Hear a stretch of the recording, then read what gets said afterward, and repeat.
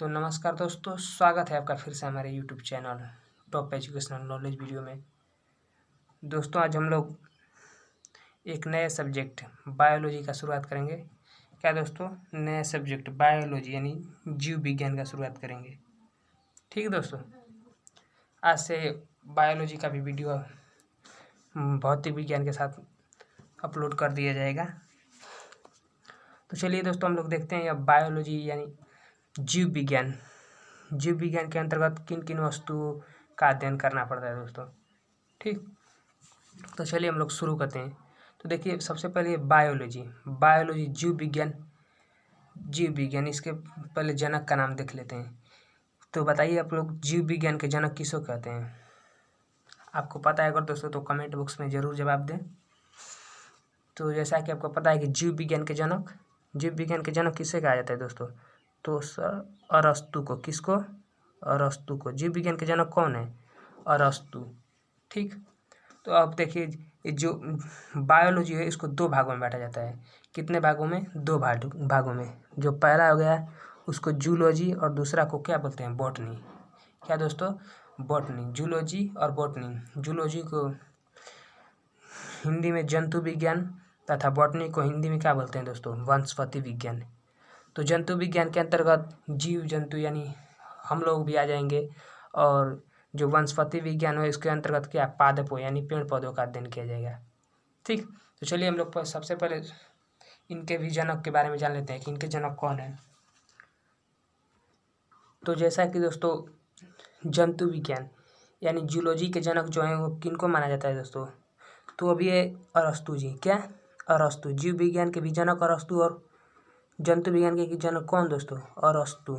ठीक, अरस्तु। अब आते हैं वनस्पति विज्ञान यानी बॉटनी। बॉटनी के जनक किसको कहा जाता है? किसको कहा जाता है दोस्तों? यानी फादर ऑफ बॉटनी। बॉटनी के जनक कौन है? तो बॉटनी के जनक जो है दोस्तों वो है थियोफ्रेस्टस। कौन? थियोफ्रेस्टस। थियोफ्रेस्टस। कौन दोस्तों?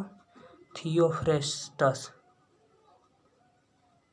ठीक, कौन है दोस्तों? थियोफ्रेस्टस। बॉटनी के जनक थियोफ्रेस्टस। बायोलॉजी के जनक अरस्तु। बायोलॉजी को दो भागों में बांटा जाता है, जूलॉजी और बॉटनी यानी जंतु विज्ञान और वनस्पति विज्ञान। जंतु विज्ञान के जनक जो है अरस्तु तथा वनस्पति विज्ञान के जनक कौन है? थियोफ्रेस्टस। अब हम लोग आइए देखिए, किसी एक को भी ले कर चलते हैं, या तो हम लोग पहले बॉटनी पढ़ लेंगे या जंतु विज्ञान। तो सबसे पहले हम लोग जंतु विज्ञान से शुरू करते हैं, बाद में क्या बॉटनी को देखेंगे। ठीक, तो आइए देखते हैं हम लोग कि होता क्या है। तो देखिए, सबसे पहले हम लोग जीव विज्ञान का डिफिनेशन समझते हैं यानी जीव विज्ञान का परिभाषा। जीव विज्ञान सजीवों का अध्ययन। सजीवों का अध्ययन क्या कहलाता है दोस्तों? सजीवों का अध्ययन जीव विज्ञान कहलाता है। क्या कहलाता है? जीव विज्ञान। ठीक, जीव विज्ञान के जनक किसको कहा जाता है? अभी अभी मैंने बताया, जीव विज्ञान के जनक कौन है? अरस्तु। और जूलॉजी के भी जनक कौन? अरस्तु। और बॉटनी के जनक थियोफ्रेस्टस। क्लियर है? चलिए ठीक है, अब आगे देखते हैं। जीव विज्ञान को दो शाखाओं में बांटा गया है। कितने शाखाओं में? दो शाखाओं में। अभी भी मैंने बताया कौन कौन से। तो पहला है जूलॉजी तथा दूसरा क्या है दोस्तों? बॉटनी। क्या है? बॉटनी। समझ में आ रहा है दोस्तों? जूलॉजी और बॉटनी। अब आप लोग बताइए, जूलॉजी के जनक कौन है? जूलॉजी के जनक कौन है? तो जैसा कि आपको पता है, जूलॉजी के जनक दोस्तों है कौन? अरस्तु। और बॉटनी के जनक यानी वनस्पति विज्ञान के जनक कौन है? थियोफ्रेस्टस। तो चलिए हम लोग बॉटनी को बाद में पढ़ेंगे, पहले देख लेते हैं जूलॉजी यानी जंतु विज्ञान क्या होता है। इसके बारे में हम लोग ख़त्म कर लेते हैं, इसके अंतर्गत क्या क्या आता है। उसके बाद हम लोग क्या शुरू करेंगे? बॉटनी क्या है। ठीक, तो चलिए देखते हैं ये जूलॉजी होते क्या है, जंतु विज्ञान क्या होता है। तो जैसा कि आपको पता है, जिसके अंतर्गत जंतुओं का अध्ययन किया जाएगा। क्या? जिसके अंतर्गत जंतुओं का अध्ययन किया जाता है उसको क्या कहते हैं? उसको जूलॉजी यानी क्या? जंतु विज्ञान कहते हैं। ठीक, इसके जनक अरस्तु हैं। कौन? अरस्तु। क्लियर हो गया? ठीक, अब चलिए अब देखते हैं ये जंतु विज्ञान में सबसे पहले जो हम लोग अध्ययन करेंगे वो उसका नाम क्या है, वो अध्याय का नाम क्या है। तो सबसे पहले हम लोग दोस्तों जंतु विज्ञान के अंतर्गत सेल का अध्ययन करते हैं। किसका? सेल यानी कोशिका का अध्ययन करते हैं। समझ में आ रहा है? किसका दोस्तों? कोशिका का। ठीक, तो सबसे पहले आइए हम एक बार रिवीजन कर लेते हैं, उसके बाद हम लोग नया टॉपिक सेल के बारे में पढ़ेंगे। ठीक, अब देखिए बायोलॉजी, जीव विज्ञान के जनक कौन है? अरस्तु। जीव विज्ञान को कितने भागों में बांटा गया है दोस्तों? 2 भागों में। कौन कौन? जूलॉजी और क्या? बॉटनी। जूलॉजी और बॉटनी यानी जंतु विज्ञान और वनस्पति विज्ञान। ठीक, जंतु विज्ञान के जनक अरस्तु, वनस्पति विज्ञान के जनक थियोफ्रेस्टस। कौन? थियोफ्रेस्टस। कौन दोस्तों? थियोफ्रेस्टस। समझ में आ गया? अब देखिए यह जीव विज्ञान क्या होता है? तो सजीवों का अध्ययन क्या कहलाता है दोस्तों? सजीवों का अध्ययन क्या होता है? जीव विज्ञान। सजीवों का अध्ययन क्या कहलाता है? जीव विज्ञान। और जीव विज्ञान के जनक कौन है? अरस्तु। कौन है? अरस्तु। जीव विज्ञान के जनक तो है कौन है दोस्तों? अरस्तु। ठीक, और वनस्पति विज्ञान का जनक कौन है? थियोफ्रेस्टस। कौन? थियोफ्रेस्टस। क्लियर हो रहा है दोस्तों? जीव विज्ञान के जनक कौन है? अरस्तु। ठीक, आइए अब हम लोग आगे देखते हैं। अभी आप लोगों ने पढ़ा कि जीव विज्ञान को कितने शाखाओं में बांटा गया है? 2। कौन कौन? जूलॉजी तथा बॉटनी। जूलॉजी तथा बॉटनी यानी जंतु विज्ञान और वनस्पति विज्ञान। तो आप लोग बताइए जूलॉजी के जनक कौन है? अभी हम लोगों ने पढ़ा कि जूलॉजी के जनक कौन है? अरस्तु। तथा बॉटनी के जनक थियोफ्रेस्टस। कौन? थियोफ्रेस्टस। ठीक, अब आते हैं, देखते हैं जूलॉजी होता क्या है? जंतु विज्ञान, जिसके अंतर्गत जंतुओं का क्या अध्ययन किया जाता है, मतलब जिसके अंतर्गत जंतुओं के बारे में पढ़ा जाता है, जीव जंतु के बारे में क्या पढ़ा जाता है, उसी को क्या कहते हैं? जूलॉजी कहते हैं। क्या? जूलॉजी। इसके जनक कौन है? इसके जनक जो है अरस्तु हैं। कौन? अरस्तु। ठीक, अब चलिए हम लोग पढ़ते हैं जूलॉजी के अंतर्गत पहला जो अध्याय होगा वो होगा सेल के बारे में हम लोग कुछ देख लेते हैं कि सेल क्या होता है। ठीक, तो चलिए दोस्तों सेल के बारे में हम लोग देख लेते हैं कि सेल होता क्या है। ठीक, तो देखिए सेल यानी कोशिका। तो सबसे पहले हम लोग को ये जानना होगा कि सेल, इस कोशिका को साइंटिफिक भाषा में क्या कहते हैं? साइंटिफिक भाषा में क्या कहते हैं दोस्तों? क्या कहते हैं दोस्तों? तो साइंटिफिक भाषा में इसको कहते हैं क्या? इसको कहते हैं साइटो। क्या दोस्तों? साइटो। ठीक, क्या कहते हैं? साइटो। तो इसका अध्ययन क्या कहलाएगा दोस्तों? इसका अध्ययन क्या कहलाएगा? इसका अध्ययन कहलाएगा साइटोलॉजी। ठीक, कोशिका का अध्ययन साइटोलॉजी। कोशिका का अध्ययन साइटोलॉजी। कोशिका को साइंटिफिक नाम क्या होता है? तो वो होता है साइटो। ठीक, कोशिका का साइंटिफिक नाम साइटोस, कोशिका का अध्ययन साइटोलॉजी। क्लियर हो गया दोस्तों? कोशिका का अध्ययन साइटोलॉजी। अब हम लोग देख लेते हैं कि कोशिका का खोज किसने किया था। तो क्या आपको पता है दोस्तों कोशिका का खोज किसने किया था?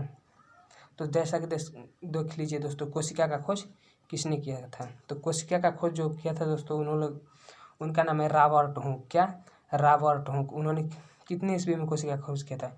1665 ईस्वी में। 1665 ईस्वी में। कितने ईस्वी में दोस्तों? 1665 ईस्वी में। लेकिन इन्होंने क्या किया था? मृत कोशिका का खोज किया था। मृत कोशिका का कौन सी कोशिका दोस्तों? मृत कोशिका। समझ में आ रहा है? एक कोशिका का खोज कैसे किए थे? तो ये जो मधुमक्खियों का छाता देखे होंगे, मधुमक्खी का छाता देखे होंगे, तो उसी में ऐसे ऐसे खोद कर देख रहे थे। ठीक, क्या कर रहे थे? देख रहे थे। तभी उन्होंने देखा कि इतना छोटा छोटा जो है यह इकाई है, इसी को उन्होंने नाम दिया सेल। क्या दिया? सेल। समझ में आ रहा है दोस्तों? तो मृत कोशिकाओं का खोज किसने किया था? मृत कोशिकाओं का खोज किसने किया था? रॉबर्ट हुक ने। किसने? रॉबर्ट हुक ने। कितने सन में? 1665 ईस्वी में। कितने सन में? 1665 ईस्वी में। तो जब ये मृत कोशिका खोज के लिए कर दिए, तो अब बताइए आप जीवित कोशिका का खोज किसने किया था? जीवित कोशिका का खोज कौन किया था दोस्तों? जीवित कोशिका का खोज। अब कोशिका का खोज किसने किया था दोस्तों? जीवित कोशिका का खोज एंटोनी वन लीवेनहॉक। कौन? Antonie van Leeuwenhoek. कब दोस्तों? तो ये किए थे 1674 ईस्वी में। कब? 1674 ईस्वी में। ठीक, कब किए थे? 1674 ईस्वी में। ठीक है। मृत कोशिका का खोज किसने किया था? तो रॉबर्ट हुक ने। कौन से सन? 1665। कौन से सन? 1665 ईस्वी में। कोशिका का अध्ययन क्या कहलाता है दोस्तों? कोशिका का अध्ययन कहलाता है साइटोलॉजी। क्या कहलाता है? साइटोलॉजी। मृत कोशिका का खोज किसने किया था? तो रॉबर्ट हुक ने। जीवित कोशिका का खोज एंटोनी वन लीवेनहॉक। कौन किए थे? Antonie van Leeuwenhoek. कौन से सन? 1674 ईस्वी में। कौन से सन? 1674 ईस्वी में। ठीक, अब हम लोग देख लेते हैं इसका सिद्धांत कौन दिए थे। सिद्धांत, ठीक, इसका सिद्धांत कौन दिए थे कि जो कोशिका होती क्या है। तो इसका सिद्धांत जो दिए थे दोस्तों वो कौन थे दोस्तों, वो थे स्लाइडेन एवं स्वान। कौन? स्लाइडेन एवं स्वान। कौन दोस्तों?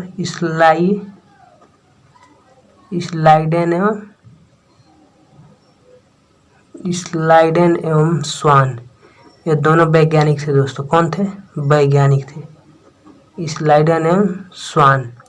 कौन के थे दोस्तों? स्लाइडेन एवं स्वान। ठीक, इसका सिद्धांत कौन दिया था? स्लाइडेन एवं स्वान। कोशिका को साइंटिफिक भाषा में क्या कहते हैं? साइटो। तो कोशिका का अध्ययन साइटोलॉजी। ठीक, कोशिका का खोज जो किए थे वो कौन के थे? तो थे रॉबर्ट हुक, 1665 ईस्वी में किए थे। वो भी किसका? मृत कोशिका का खोज। ठीक, तो जीवित कोशिका का खोज कौन किया था? तो एंटोनी वान लीeuwenhoek। कौन? एंटोनी वान लीeuwenhoek। ठीक, और अब देखते हैं इसका सिद्धांत। इसका सिद्धांत कौन दिया था? तो वो थे स्लाइडेन एवं स्वान। कौन थे? स्लाइडेन एवं स्वान। तो देखिए सिद्धांत में इन्होंने क्या बताया। तो इन्होंने बताया कि पूरा शरीर कोशिकाओं से मिलकर बना है। ये जो हम लोग का शरीर है वो किससे मिलकर बना है दोस्तों? कोशिकाओं से मिलकर बना है। और कोशिका क्या है? कोशिका शरीर की सबसे छोटी इकाई है। क्या है? सबसे छोटी इकाई। हालांकि आप लोग कहते हैं कि कोशिका शरीर के सबसे छोटे अंग है, लेकिन ये गलत है। शरीर का सबसे छोटा इकाई है। ठीक, शरीर का सबसे छोटा अंग हम बाद में बताएंगे कि शरीर का सबसे छोटा अंग क्या है। ठीक है दोस्तों, तो चलिए अब हम लोग आगे देखते हैं कि शरीर का निर्माण कैसे होता है। तो ये देखिए, सबसे पहले क्या बनता है? सेल के बाद टिश्यू के बाद ऑर्गन के बाद बॉडी। यानी कि कई सेलों को क्या कहते हैं? कई सेलों के समूह को क्या कहते हैं? टिश्यू। ठीक, और टिश्यू से किसका निर्माण होता है? ऑर्गन का, और ऑर्गन से बॉडी का। हिंदी में देख लेते हैं, हिंदी में कोशिका से किसका निर्माण होगा? ऊतक का। और ऊतकों से किस चीज़ का निर्माण होगा? तो अंग का, और अंग से शरीर का। ठीक, किसका दोस्तों? शरीर का। ठीक है दोस्तों, अब हम लोग कल इसके बारे में आगे पढ़ेंगे कि कोशिका के कितने भाग होते हैं। ठीक, कल हम लोग पढ़ेंगे। चलिए दोस्तों, मिलेंगे नेक्स्ट वीडियो में, तब तक के लिए धन्यवाद।